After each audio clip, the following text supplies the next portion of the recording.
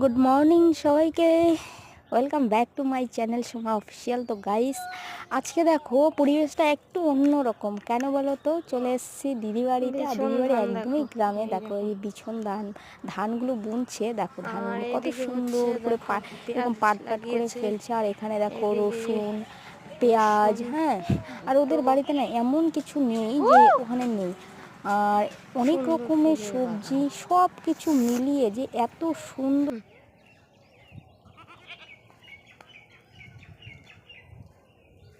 কি করছো তুমি?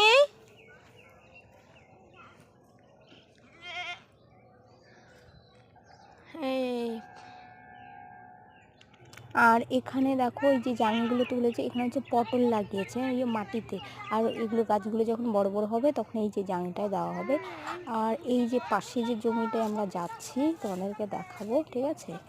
এই যে দেখো, এই পাশটা তো পুরোটাই ভুট্টা দেখতেই পেলে। আর জল দিয়েছে, মাঠটা কাদা কাদা হয়ে গেছে। আর এই দিকটা হচ্ছে কি বলা হয় এগুলো, বরবটি। ওই যে জামাইবাবু কাজও করছে বেশ আর কি। আর এই যে পাশ দিয়ে দেখো পুকুরটা, বেশ মানে দেখতে যে এত সুন্দর লাগে। আর পুকুরটার মধ্যে সুন্দর শাপলা ফুল ফুটে রয়েছে চারিদিকটা, মানে দেখতে ইচ্ছে করে। কত সুন্দর, মানে এই জায়গাটা গ্রাম্য এলে পরে না পরিবেশ মনে হয় দেখ কি কত বাংলাদেশে চলে সুন্দর না? এসেছি।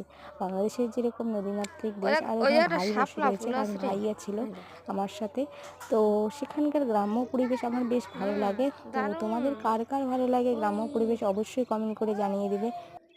যদি ভালো লাগে অবশ্যই চ্যানেলটাকে সাবস্ক্রাইব করবে। চলো টাটা, বাই বাই।